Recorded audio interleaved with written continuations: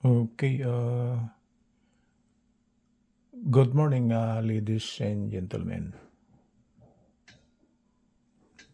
The date for this morning will be March 15, 2025, and the time is around 2:46 EM. Okay, my topic for this morning will be how to control the speed of a DC motor. We got a DC motor here, and I got a controller here. One of the terminals of the controller is the on-off button, the green one. The other two terminals is actually the speed controller. This is a potentiometer.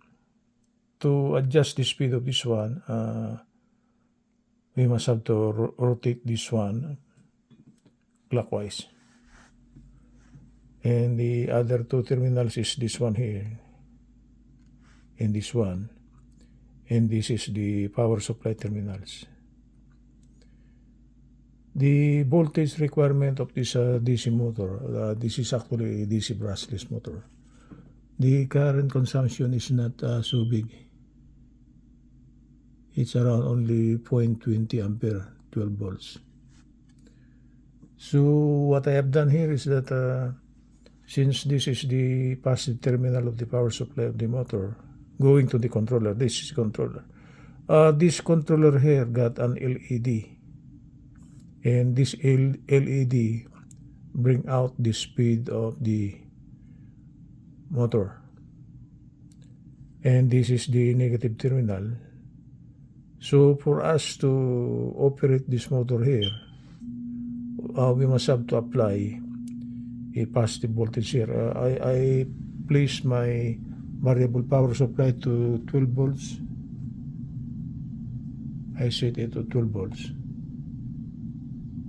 Okay, see, so the voltage across these terminals now will be 12 volts.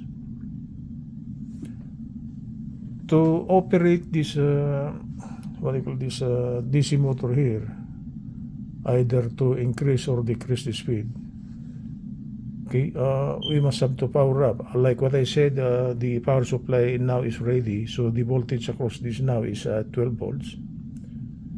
So just like in the so-called motor operation, we should have a start-stop button. And the start-stop button is this one here.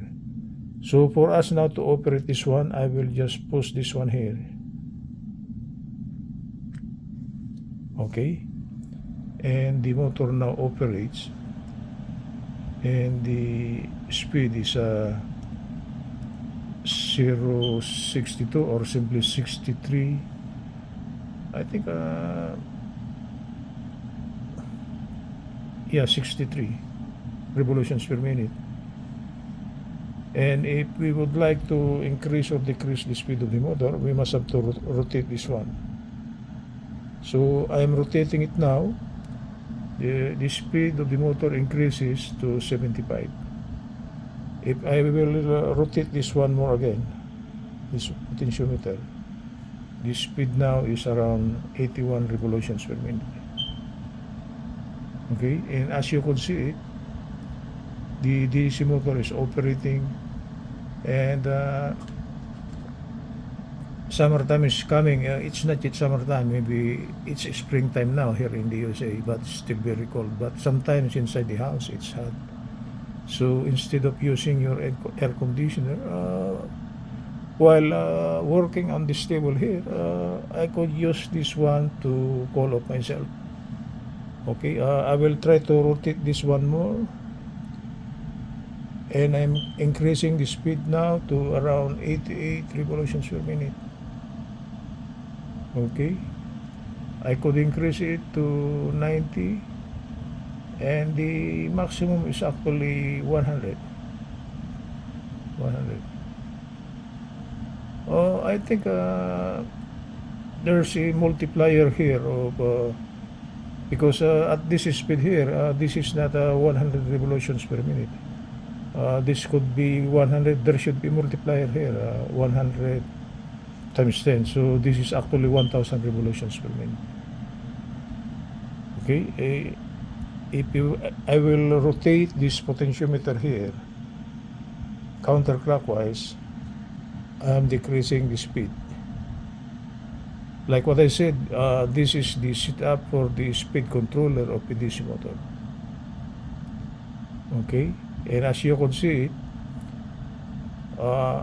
as the speed or the revolutions per minute decrease on the LED, you could notice that the motor is actually decreasing in speed. Okay, if I'll go down one more, that's almost 70 times 10, that's 700 revolutions per minute. Okay, I will try to rotate this potentiometer one more time on the counterclockwise direction. We are now 53, 62, 61, 60, 59. Actually, we could put this one to 0. Okay, it's decreasing now. Okay, it's going 280 revolutions per minute, 260, 240. That's 200 revolutions per minute, 19. And as I reach the part this rotation on rotation of the potentiometer on the one, it now goes to 0. So actually, we could stop this motor here by just rotating the potentiometer counterclockwise to depart this direction. And if we would like to operate again this DC motor here, we'll just rotate this potentiometer clockwise. Okay.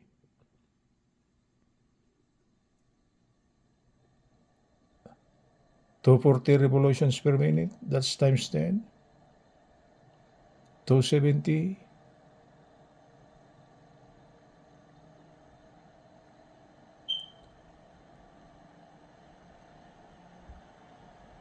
430. That's 50 times 10, that's 500 revolutions per minute. I think the one thing that's just for the air to be just good enough, we could set this to 600. Yeah, 600. That's 600 revolutions per minute. So this is the way how to control the speed of this DC motor by using this controller here, in which there is a button for the start-stop button. There's the terminal for the RPM listening or increasing, and this is the terminal for the power supply. It's plus or minus, and we got this power supply here from this DC regulated variable DC supply. I set it 12 volts. Okay, so that's the way how to increase or decrease the speed of this DC motor. So we are on the topic speed controller of DC motor by using a controller. To stop this motor without rotating this, we'll just push this one, the green one more time. And that's it. So this green button here is the start-stop button. And this potentiometer is the one that controls the speed, increasing or decreasing. And this is the power supply going to the motor. Of course, this power supply should be injected on the controller. And the controller will try to output a voltage. It will increase or decrease the voltage. So if the voltage is increased, okay, the motor will increase in RPM, and if the voltage is decreased, of course, the motor will decrease in speed. Okay, that's the way how to control the speed of a DC motor by using a DC speed controller and a variable power supply. Like what I said it to 12 volts. Good morning from Los Angeles. This is Professor David J. De Los Reyes.